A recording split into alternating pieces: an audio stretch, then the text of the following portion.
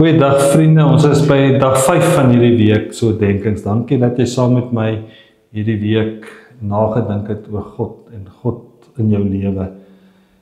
Ek vra die vraag, in wie se hande lê die toekoms? Ek en jy ken mos die Afrikaanse idioom, die mens wik, maar God beskik. En hierdie gedagtes vind ons in Spreuke 16 vers 1 en 9.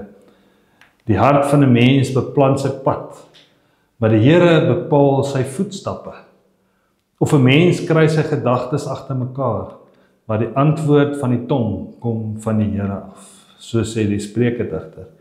Vriende, met 'n eerste lees lyk dit of die toekoms van die mens net in God se hande is, en dat die mens net willekeurig uitgelewer is aan dit wat in die toekoms gebeur. Is dit al wat die Bybel ons oor God leer en die mens in die toekoms?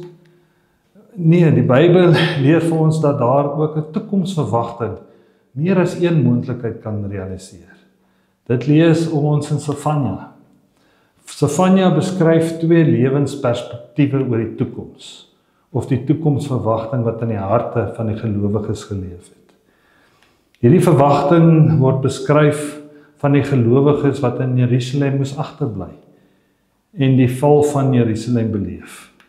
Die ander groep gelowiges het in sak en as gesit en geglo dat God nie meer by hulle is nie en in 'n uitsiglose toekoms tegemoet gegaan. Want hulle het geglo dat as jou land ingeneem word deur jou vyand, die vyand ook God verslaan het en dat God nou aanwesig is.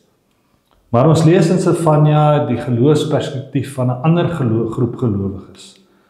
Ja, wat as verslaane gelowiges in Jerusalem agtergebly het. Maar hulle het dit gewaag om te droom van 'n nuwe toekoms. Hulle het die belofte woord van die Here omarm dat God in hulle tyd hier en nou vir hulle 'n nuwe verwagting en 'n toekoms sal gee. Daarom dat hulle die volgende woorde neergeskryf het, en ons lees dit in Sefanja 3 vers 16 tot 17. Moenie dat jou moed jou begewe nie. Die Here is in jou midde.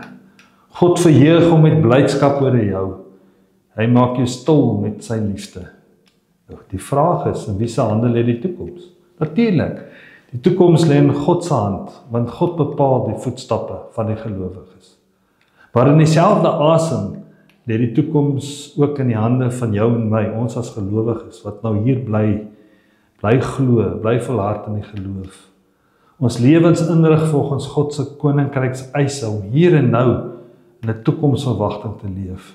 Want die Here het gesê, ek gee vir jou 'n toekoms, 'n verwagting. Kom ek bid saam met jou. Wees stil en weet, ek is die Heer. Bly waak en bid, volhard in geloof. Ek is by jou, soos ek beloof. Amen.